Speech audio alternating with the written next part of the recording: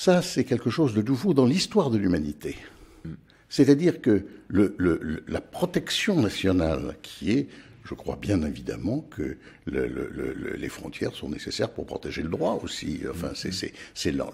Mais le fait que les États aient accepté collectivement qu'une Cour qui aurait certaines garanties d'indépendance détermine en fonction d'une convention qui est une convention qui est dans la ligne directe de ce qu'a été la Déclaration universelle des droits de l'homme de 1948. Qui sont des principes abstraits, en plus. Qui sont des principes abstraits, mais là, qui vont s'intégrer dans quelque chose qui ressemble d'ailleurs beaucoup à la Déclaration des droits de l'homme de 1789, mais qui essaye d'être plus disert, plus complet. Bon.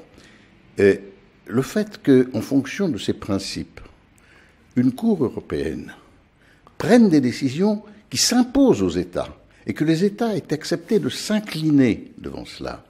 Nous avons un régime de droit international dans le cadre du Conseil de l'Europe qui s'impose aux États.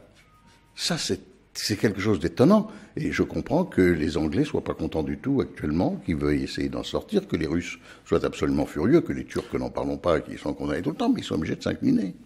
Et donc, moi, je rêve, en fait, d'une Cour mondiale des droits de l'homme un jour. Je rêve d'un système de droit international qui résoudrait mieux que ne le fait actuellement la Cour internationale pénale qui s'enlise dans tout cela.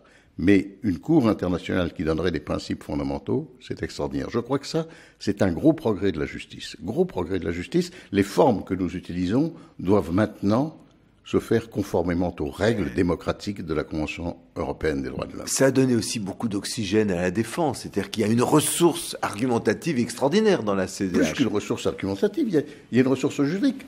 Qu'est-ce que vous voulez quand je vois ce que je plaidais dans les années 68, je disais aux juges, il y a la loi au-dessus de vous, il y a la loi. Mais au-dessus de la loi, il y a les principes fondamentaux qui sont ceux de la Déclaration. Je le disais, mais je disais ça devrait être comme ça. Aujourd'hui, je peux venir en disant, mais donc l'article 6 de la Déclaration des droits de l'homme, l'article 6 de la Convention européenne, il est plus fort que la loi française. Vous plaidiez au conditionnel, maintenant vous plaidez à l'indicatif. Voilà, ça quelque chose qui a changé et qui, à mon avis, ça c'est une évolution positive et qui continue.